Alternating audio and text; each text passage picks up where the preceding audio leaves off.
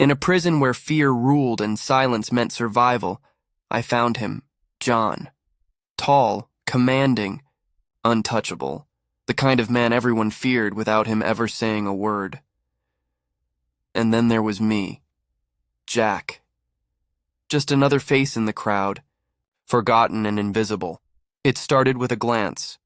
A single moment, brief, fragile, amid the chaos of the cafeteria. Our eyes met across the noise and tension, and something shifted. I should have felt fear, but I didn't. What I felt was magnetic, raw, and undeniable, something real in a place built on walls and secrets. In a world where kindness could be mistaken for weakness, we found something neither of us expected. A fragile connection born in the shadows, fueled by risk, trust, and the quiet fight to protect what little hope we had left. The cafeteria roared around me, trays clattering, voices echoing, fists pounding against steel tables. Just another day inside this concrete cage. I sat alone, head down, doing what I always did, trying to disappear. Because in here, invisibility was survival. Then, for just a second, the noise faded. I looked up, and that's when I saw him. John. He stood tall, broad-shouldered, the harsh fluorescent lights tracing the hard lines of his face. Calm, controlled, like he was carved from stone. Everyone knew him. Everyone feared him. He ruled this place without ever raising his voice. A single look from him could silence a room. My heart pounded, but I couldn't look away. Our eyes locked for just a heartbeat, and something passed between us. Something unspoken but powerful. Then he smirked, just slightly, and gave a slow, deliberate nod before walking away as if nothing had happened. I froze. My stomach twisted. Had anyone else seen that? I scanned the room, but no one seemed to notice. Still, I knew what I saw. And I knew in that moment that my life inside these walls was about to change forever. No one else seemed to notice, but I knew what I saw. He went back to his usual table, surrounded by men who only spoke when spoken to, and yet I could still feel his eyes drifting back to me. That night, lying on my bunk, I couldn't stop thinking about him, his walk, his eyes, that quiet smirk that seemed to strip away every wall I'd built around myself. It was reckless. It was dangerous. But I couldn't look away. I turned over, trying to clear my head when I heard it, a faint sound, a whisper against the still air. I sat up, heart pounding, and looked across the narrow walkway. There he was, John. He stood at the bars of his cell, arms folded, watching me. That same knowing smirk played on his lips, calm and unreadable, like he could see right through me. I swallowed hard and tried to look away. "Hey," he said. His voice was low, steady, just loud enough for me to hear. I hesitated. "What?" He gave a small smile. "Relax, I'm not here to scare you." My face grew warm. I turned my head, trying to hide the smile I couldn't hold back. Something had begun. Something I wasn't sure I could stop. All night, I lay awake staring at the ceiling, replaying that moment again and again. I didn't know what the next day would bring, but one thing was certain. John saw me, really saw me. And for the first time in a long time, I had seen him too. Morning came slow. Gray light crept through the cracks in the barred window, just like always. But something inside me was different now. I moved to the rusted sink, splashed cold water on my face, and whispered to myself, "You're losing it, Jack. What are you doing? What are you doing?" I whispered to myself. Men like John didn't notice people like me. I was pale, quiet, forgettable. He was a storm, untouchable, commanding, a king in a kingdom built on pain. And yet, when I stepped out of my cell for morning roll call, there he was. Leaning casually against the bars, arms crossed, eyes fixed on me. That same look, intense, calm, almost curious. I tried not to meet his gaze, but it felt impossible, like gravity pulling me in. His lips curved slightly. "Sleep well?" he asked, voice low and teasing. A few heads turned. My stomach dropped, but his eyes stayed locked on mine. And in that moment, I knew, whatever this was, it wasn't over. No one talked to me in here, especially not him. So when John said my name that morning, my thoughts froze. I opened my mouth to reply, but no words came out. Instead, I brushed past him, heart racing, chest tight with confusion. The rest of the day passed like a blur. Breakfast, chores, yard time. I moved through it all on autopilot, my mind circling back to him again and again. Each time I glanced his way, I found him already watching me. His gaze steady, unreadable. The tension between us grew heavier, and I couldn't explain why. You don't make eye contact in prison. Not unless you want trouble. But I couldn't look away. By the time lunch came, I was drained, mentally, emotionally. I sat in my usual spot at the far end of the cafeteria, picking at the gray mess on my tray. Then a shadow fell over me. I looked up. John stood there, tray in hand, eyes locked on mine. "Mind if I sit?" he asked, like it was nothing. Every head in the room turned toward us. Saying no wasn't an option. "Yeah, sure," I murmured. He sat across from me, the bench groaning under his weight. I tried to focus on my food, but my fingers shook around the fork. He didn't say a word, just ate quietly, like time itself had slowed down around us. He ate slowly, methodically. I focused on keeping my breathing steady, pretending not to notice how calm he seemed. Then, finally, he set his fork down and leaned forward, elbows resting on the table. "You're different," he said quietly. "What?" I blinked, unsure if I'd heard him right. "You don't look at me like they do," he continued. "You're not afraid of me." I swallowed hard. "Should I be?" A quiet laugh escaped him, low, steady, almost warm. "Most people are," he said. Then his gaze sharpened. "But you see me?" I didn't know what to say. My thoughts tangled together, words refusing to form. Before I could speak, one of his men approached, uneasy. "John, we've got a situation," he muttered. John barely glanced at him. "Deal with it." The man hesitated, but John's voice cut through the noise again, calm, firm, final. "Handle it." The guy backed off immediately. I stared, still trying to understand why someone like him was even talking to me. "Why are you doing this?" I asked softly, his lips curved into that familiar half-smile. "Because I want to." It wasn't an answer, but somehow it was enough. I should have been cautious. I wasn't. That night, when the guards finished their rounds and the cells clanged shut, I glanced across the walkway. He was there again, standing at his bars, watching me. "You're staring," he said quietly. "You're the one watching me," I replied before I could stop myself. A grin spread across his face. "Good night," he said. I turned away quickly, but the small smile on my lips refused to fade. For the first time in months, maybe years, I didn't feel invisible. I didn't feel alone. I didn't know what this was or what it might become. But one thing was clear. John wasn't just passing through my world, and I wasn't just passing through his. The days started to blur together, but he stayed the same. Steady. Constant. A nod in the yard, a glance during lineup, a faint smirk across the hallway at night. Each moment felt like a spark waiting to ignite. One wrong move and it could all come crashing down. And the truth was, I wasn't sure I wanted to stop it. One afternoon we were both assigned bathroom cleanup duty. The place was a wreck. Rusted sinks, cracked tiles, the air thick with the sting of bleach and sweat. No guards bothered to watch. No one wanted this job. John worked just a few feet away, moving with the same calm focus as always. "Not used to this kind of labor, huh?" he teased, eyes never leaving the floor. I wiped the sweat from my brow, my shirt sticking to my back. "Not all of us were born to intimidate people into obedience," I muttered. He chuckled and set the mop aside, that quiet laugh sending a shiver through me. Then he stepped closer, too close. His presence filled the room, steady and unshakable. "You think I scare you?" he asked softly, eyes locked on mine. I shook my head. "No. Are you sure?" His voice carried a hint of amusement. I hesitated. Maybe a little, he smiled slowly. Good, means you're honest. For a brief second, the silence between us was heavy but not hostile. It was charged with something unspoken, recognition, maybe understanding.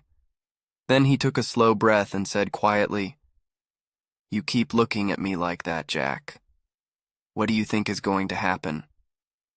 My breath caught. I didn't know what to say. Instead, I took a step back and murmured, "We should finish up." He gave a faint nod, picking up the mop again, like nothing had happened. For the rest of the day, I avoided him. Told myself it was better that way. Told myself that getting close to someone like him could only end badly. But that night, lying on my bunk and staring at the ceiling, I couldn't stop thinking about him.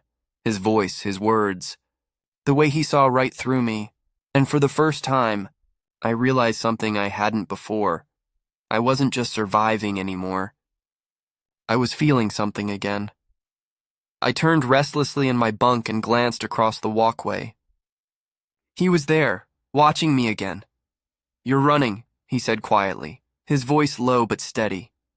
I swallowed hard. "From what?" "From this," he replied. "From me? Why?" I whispered. "Why me, John?" He leaned casually against the bars. "Because you're not like the others," he said. "And neither am I." Silence followed, thick, heavy, filled with everything neither of us could say. Then he gave a small nod. "Get some sleep," he murmured.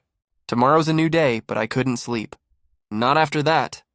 His words echoed in my mind long after the lights went out. I knew the truth now. I was in deep, and he was too. The next morning, the clang of cell doors and the shouts of guards filled the corridor, but I barely heard them. My mind was still caught on his voice. "You don't have to keep running." Those words lingered like smoke I couldn't clear away. And the worst part was, I wasn't sure I wanted to. When I stepped into the yard for our hour of sun, I barely felt the warmth. My eyes scanned the crowd until they found him. John. He stood near the fence, surrounded by men, yet somehow completely alone, steady, unshakable, like he ruled the yard without ever trying. People moved around him naturally, like gravity bending toward him. Then he looked at me, just one glance. Our eyes locked and time seemed to slow. He gave a slow, unreadable nod.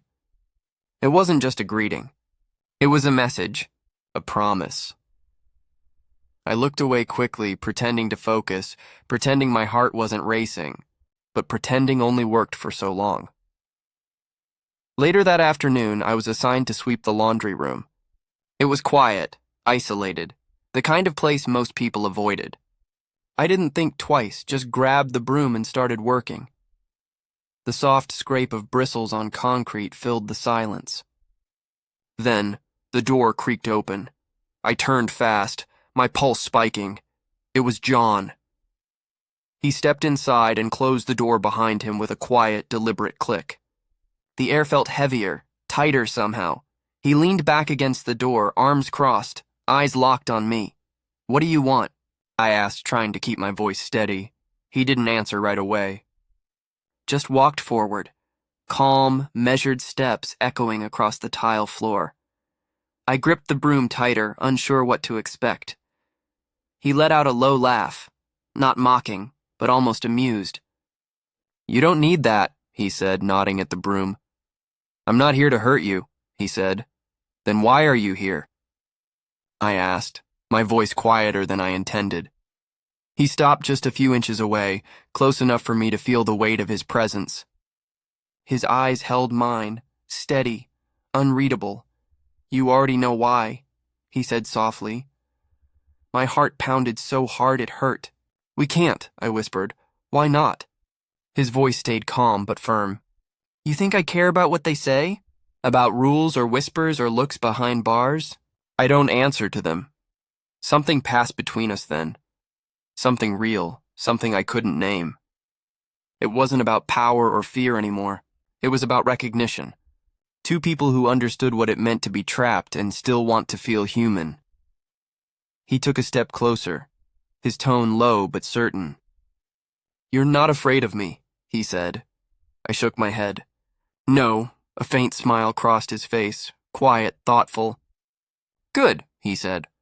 "Because I meant what I told you, Jack. You don't have to keep running." "Not from me." His words hung in the air, heavy but honest.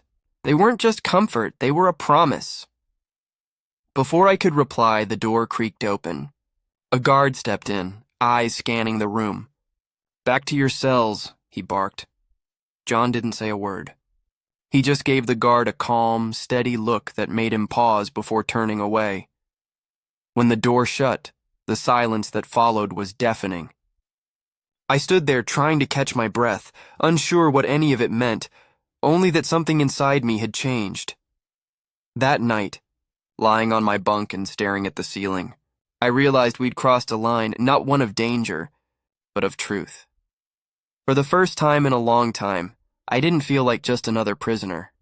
I felt seen. And that in a place like this was everything. It was a line we weren't supposed to cross, but I didn't want to turn back. The days that followed felt like walking through fire. Every glance we shared in the yard, every silent exchange through the bars, it all carried a quiet intensity. It was our secret, fragile yet powerful, something we both protected without words. In the yard, his presence felt like a shield. No one asked why I kept to the edges, staying half in shadow, but I knew he was always watching. And somehow that made me feel seen again, like I mattered. One night, when the block was silent, I heard a soft tap against the metal. I looked up. John was there, leaning on the bars across from me, his expression calm but focused. "Jack," he murmured. "What?" I whispered back. "Come here." I hesitated. "I can't." "Trust me." I stepped closer, my hands resting on the cold steel between us. He mirrored me, our faces just a few feet apart. "This place doesn't decide who we are," he said quietly. "They don't get to own that." I swallowed hard. "It doesn't feel that way." "It feels like they own everything." He shook his head slightly. "When I look at you, everything else fades. For a moment, it's like we still have something they can't take." His words hit deep, honest, defiant, human. Before I could respond, heavy footsteps echoed through the corridor. A flashlight swept past. John stepped back into the shadows, but his eyes never left mine. The next day, in the showers, the air felt heavier. Everyone stayed silent, alert. I moved quickly, trying not to draw attention. Then I sensed someone behind me. I turned, and it was John. He didn't say anything at first, just stood there, calm but serious. "You're tense," he said quietly. "Something bothering you?" I forced a small smile. "Maybe it's because you always show up when I least expect it." He gave that familiar half-smile, the one that said more than words ever could. And for a brief moment in that harsh place, it felt like we weren't just surviving. We were remembering what it meant to feel human. He stood there, slow, calm, unshakable. I noticed the faint scars on his arms. He always looked tough, but I had seen more, a quiet side no one else ever got to see. "No one's watching," he said softly. "Just us. I didn't move." Couldn't. The moment felt alive, heavy with something unspoken. His hands rested gently on my shoulders, steady, grounding. Then he leaned in, his forehead brushing mine. "Do you trust me?" he asked. I didn't know why I nodded. I just did. He exhaled slowly, eyes locked on mine, like he was saying things words couldn't hold. The silence between us carried weight, not danger, but connection. His hands tightened slightly, not to control me, but as if he needed something solid to hold on to. And in that moment, it felt like we both understood. Even in a place built on fear, trust could still exist. When he finally stepped back, my chest was tight, my thoughts a storm. "Jack," he said quietly, voice firm but not harsh. "You're not alone here." "Understand?" I nodded. The words caught in my throat, too heavy to speak. He wasn't threatening me. He was protecting me, in his own way. "No one hurts what I care about," he said, the tone low but certain. The words weren't loud, yet they echoed through me like thunder. Then, faint voices drifted from the hallway, breaking the stillness. John looked at me one last time, something unreadable in his eyes, and then he was gone, swallowed by the mist and noise of the block. I was left standing there, heart pounding, pressed against the cold tile. I knew the risks, the danger of being seen too close to him, but deep down I already understood. I was part of something I couldn't turn away from. The whisper started the next morning. No one said anything directly, but I could feel it, in the glances, in the sudden quiet when I passed by. The air felt different, heavy. Later that day in the yard, I caught John's eye. He was with his usual group, but his look was sharp, deliberate, a silent warning. We met in a quiet corner near the fence, hidden in the shadows. "They're watching," he muttered. "Talking about what?" I asked, though I already knew. "Us," he said, his voice calm but edged with caution. "This place doesn't keep secrets for long." "So what now?" I whispered. He looked at me, softer this time, like he saw everything I was trying to hide. "Now," he said, "we watch each other's backs. Always." That night, I lay on my bunk staring at the cracked ceiling, trying to breathe through the weight pressing on my chest. Fear. And something else. Hope. Because whatever this was, I wasn't alone anymore. The pressure around us kept growing. You could feel it in every hallway, in every glance that lasted a second too long. Eyes followed us everywhere. Whispers spread through the yard like smoke. Even John's crew had changed. They spoke less, moved differently. Everyone knew who he was, the quiet leader, the one no one dared to challenge. And now they wanted to know who I was to him. One afternoon, I sat alone in the yard. A tall man I didn't recognize walked up, his stare cold, his tone mocking. "So you think you're special?" he said. Before I could answer, a shadow appeared behind him. John, calm, silent, but his presence was enough to shift the air around us. "Is there a problem here?" His voice was quiet but sharp, cutting through the noise like a warning. The man hesitated, then backed off without another word. John didn't look at me right away. His fists were clenched, his jaw tight. Finally, he said, "Come with me." Inside the block, away from the noise, he stopped and faced me. "They're testing you now," he said evenly. "Testing us. And if we give them what they want, we lose."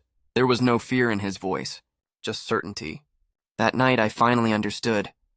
Being close to him wasn't about quiet moments anymore. It was a choice, a dangerous one, but mine. The next day, tension cracked open like a storm. It happened fast. Movement in the yard, shouts, confusion.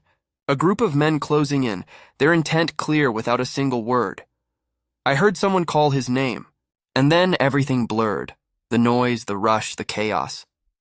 All I could think about was reaching him. In that moment, I realized something simple and terrifying. We weren't just surviving this place anymore. We were fighting for each other. John fought like a man who refused to fall. Every move had purpose, every breath, defiance. But there were too many.